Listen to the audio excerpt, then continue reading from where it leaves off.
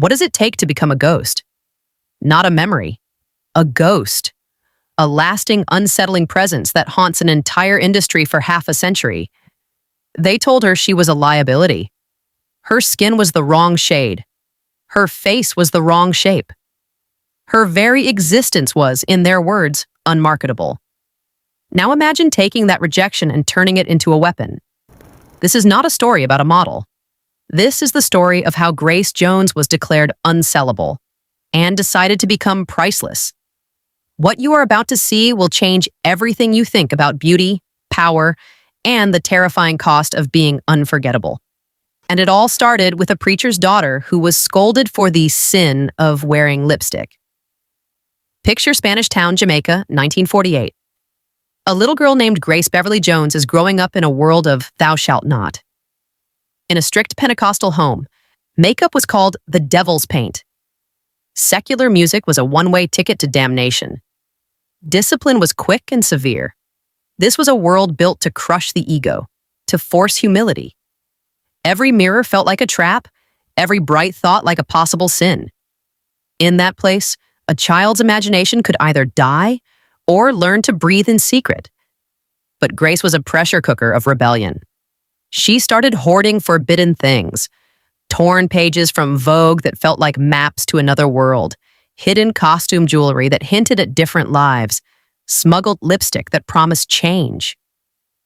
In a home where vanity was a sin, every glance at her reflection in a secret compact was an act of defiance, a quiet promise to one day belong to herself completely. At 13, she moved to Syracuse, New York. Freedom? Not really. Her parents were ministers. The walls had just moved continents.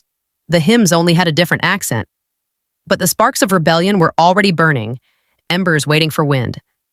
Soon, she would carry them into the heart of the American fashion world, where they would meet cold rejection. New York City. An 18-year-old Grace Jones walks into a modeling agency, carrying all those secret hopes she'd kept in the dark. The answer was blunt. No. Too tall, too angular, and, though they didn't say it loudly, too dark. The American beauty standard had no box for her. It was like showing a masterpiece to people who only understood clip art. So what did she do?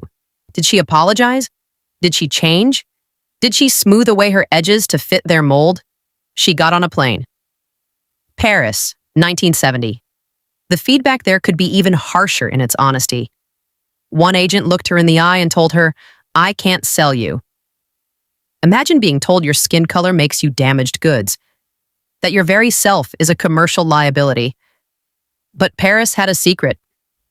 An underground scene of artists and designers bored with ordinary beauty, hungry for something real. In a small flat full of dreams and damp, 3 unknown models shared clothes, food, and hope. Jerry Hall, Jessica Lange, and Grace Jones. Then things changed. Designers like Kenzo saw her not as a problem, but as a sign of what was coming. French Vogue called. The same face that had been too dark in New York became the face of the Parisian avant-garde. The rejection hadn't broken her. It had become the anvil on which she hardened her resolve. But Grace wasn't there to follow orders. She was there to fight the ordinary.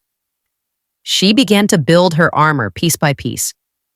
Grace Jones didn't just model, she commanded. She arrived at shoots and refused to let makeup artists soften her features, sensing that her power came from those sharp edges. She brought radical architectural clothes that didn't just cover her body but extended it into space. She invented poses that were less about being pretty and more about being powerful. Angular, strong, almost violent in their precision. Each click of the camera was a shot fired in her revolution. Photographers from that time say they were both inspired and scared. One said, "You didn't direct Grace Jones.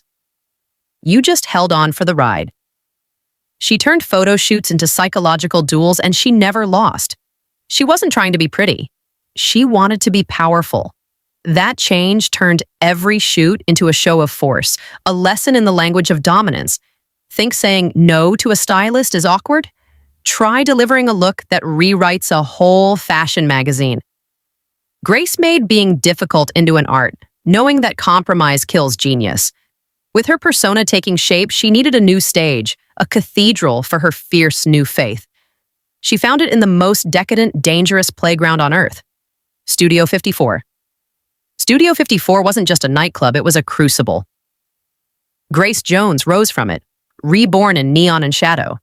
She swapped the runway for the stage, becoming a musical force, using all those secular songs she'd been denied as a child.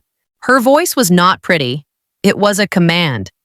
A deep, menacing tone that didn't ask for attention but took it. She mixed disco, reggae, and pure theater into a sound that refused to fit any labeled box. Her shows were not concerts. They were ritual events, modern wild parties. She descended from ceilings in geometric armor, a living sculpture of threat, turning her body into a monument. She worked with artist Jean-Paul Goude, who became her lover and creative partner. "I wanted the audience to be intimidated," he said. Mission accomplished. Together they built a myth where others built a career. She seemed invincible, a goddess of the night who made her own rules. But the higher you climb, the harder the world tries to pull you down. And one live TV moment gave them the excuse they wanted. November 1980, British television. Grace Jones sits beside host Russell Hardy, shoulders sharp enough to cut glass, her whole presence full of controlled energy. Hardy turns his back on her mid-conversation, treating her like furniture. What happened next is legend. I can't look at you. No, hold on. You are not seeing a tantrum. You are seeing a black woman refusing to be ignored, dismissed, or made small. That slap was for every agent who said she was too dark. For everyone who thought they could put Grace Jones in a box. It was the physical result of a lifetime of no's, answered with a final loud no more. She was at the top. A model, a music icon, a movie star. But the base of her empire, built on late nights and the chemical courage of Studio 54, began to crack. The party had a price. Cocaine, the fuel of Studio 54, started consuming her, turning the goddess back into a human. In April 1989, a holiday in Jamaica ended with handcuffs, an arrest for possession. The charges were dropped, but the warning was loud. The illusion of being untouchable was shattered. Then came the worst betrayal. She found out her accountant, a man she trusted, had been stealing from her for years.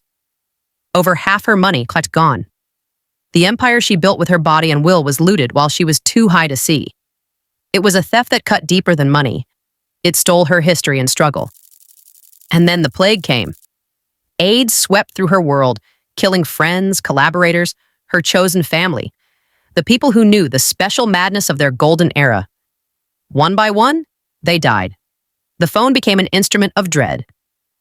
"I was depressed for 2 years," she said, "watching many of my friends die." The woman who had intimidated the world was broken, hollowed out by grief. She disappeared. The lights went out. It felt over. Imagine watching your world fall apart while millions still think you are untouchable. Imagine the silence after the music stops, and all you have left is the echo. The comeback began not with a roar, but with a question from her young son, Paolo. "Mommy, when did you stop laughing?" That simple, honest question from the one person who saw the real woman cut deeper than any review or rejection. She got clean. She got quiet. She rebuilt slowly and privately, away from the spotlight that had nearly burned her alive. She learned to breathe again, to find a rhythm that wasn't set to a disco beat. For more than a decade, she was gone from the public eye. But the world was slowly catching up. A new generation found her work, seeing not just the image, but the idea. In 2008, at 60, an age when the industry often discards women, she released the album Hurricane. It wasn't just a comeback, it was a reckoning. Raw, personal, and more vital than many much younger artists.